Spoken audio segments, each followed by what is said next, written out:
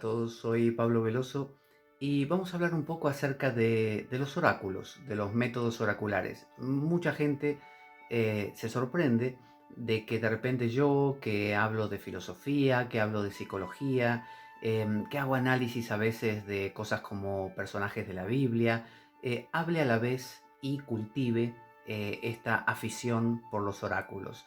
¿Qué es un oráculo? Bueno, un oráculo es algún elemento que puede ser desde cartas de tarot, astrología, la borra del café o tantos otros modos, porque son infinitos, que permitan generar un patrón determinado, un patrón como quien arroja dados o un patrón como quien arroja palitos sobre una mesa, o como digo, después de beber el café que quedan esas figuras extrañas, o podría ser mirando las nubes o mirando una mancha de tinta sobre un papel.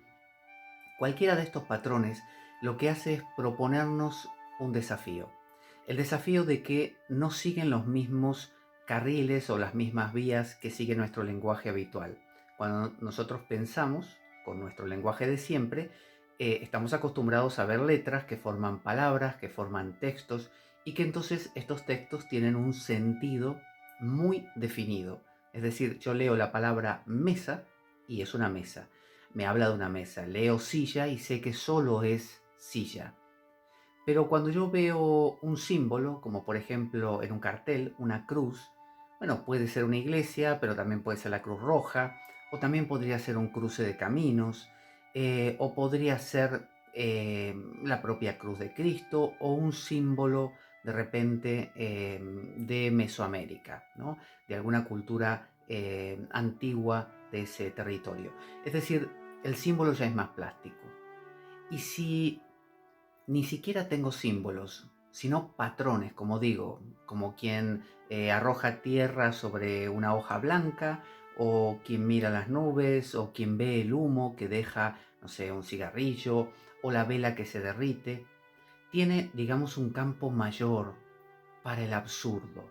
Es decir, todos esos sistemas de patrones carecen de la lógica rígida que tiene el lenguaje hablado o el lenguaje escrito con palabras, como estamos acostumbrados.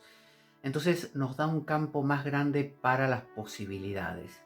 Entonces, cuando intentamos pensar la solución a un problema o intentamos pensar cualquier cosa, yo quiero pensar acerca de mí, de quién soy, de qué debería ser, de por qué me pasan las cosas que me pasan, de qué siento verdaderamente acerca de algo.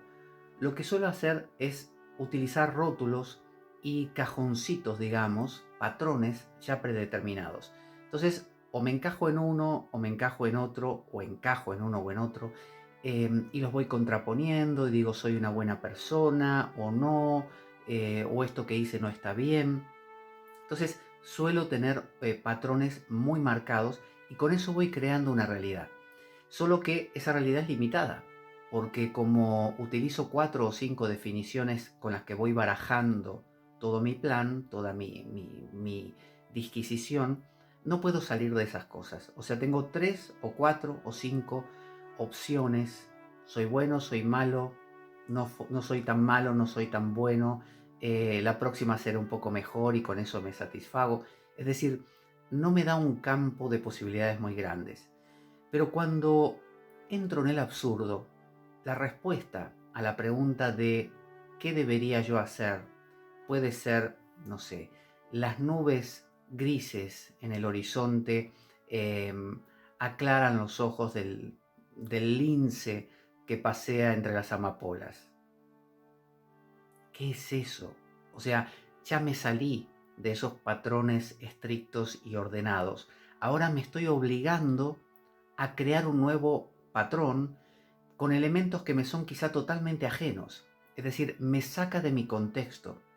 Y cuando me saca de mi contexto, me obliga a recontextualizar, a crear un nuevo contexto mucho más quizá ajustado a lo que necesito.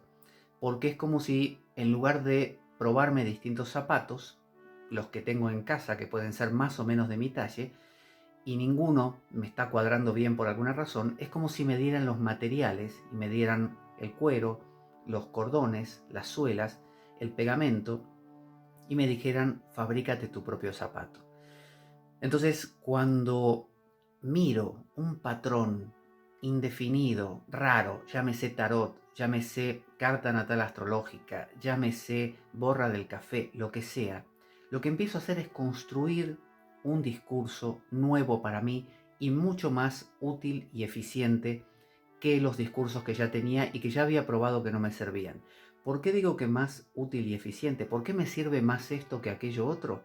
Bueno, la razón es muy sencilla, porque no proviene de la misma lógica en la que yo estaba girando en círculos hace 5 minutos, sino que proviene de lo que llamaríamos mi intuición. O sea, cuando veo esa imagen a la cual no le puedo aplicar ninguna lógica, de la que ya conozco, algo en mí empieza a intentar igualmente darle forma y ese algo en mí es emocional. Y normalmente, cuando conocemos a una persona, mentalmente quizá no nos damos cuenta cómo es, porque estamos cegados por nuestra propia lógica y decimos, no, este es el doctor tal, ¿cómo va a ser un hombre malo? A fulano mi amigo dice que es muy buena persona, pero algo en nosotros nos dice que no lo es. Bueno, estos métodos, estos sistemas caóticos que nos permiten generar un patrón nuevo, apelan a esa emoción que empieza a salir entonces y nos va a dar una respuesta mucho más sólida ante la duda que tenemos. Es decir, es un canal mediante el cual puedo sacar a la superficie aquello que yo ya sé, pero no lo sé de manera consciente, porque mi lógica racional lo está anulando, lo está dejando fuera. Y da igual si yo mismo soy el que interpreto ese tarot o si alguien lo interpreta para mí.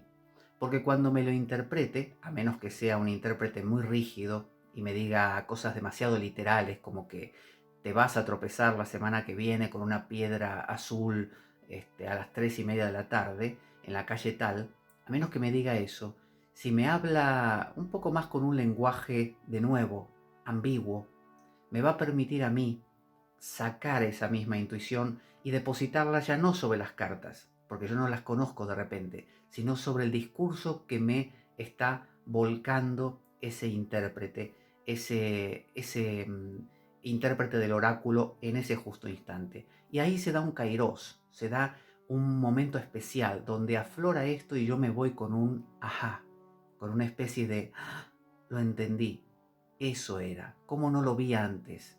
Lógico, no lo vi antes porque lo intentaba procesar a través de la razón y la razón justamente raciona, corta, circunscribe y no sale de las 4 o 5 cosas que tiene a mano.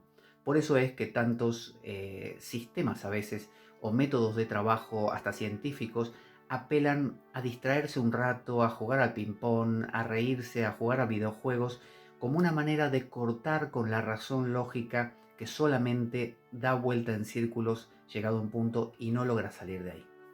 Para pensarlo. Hasta la próxima.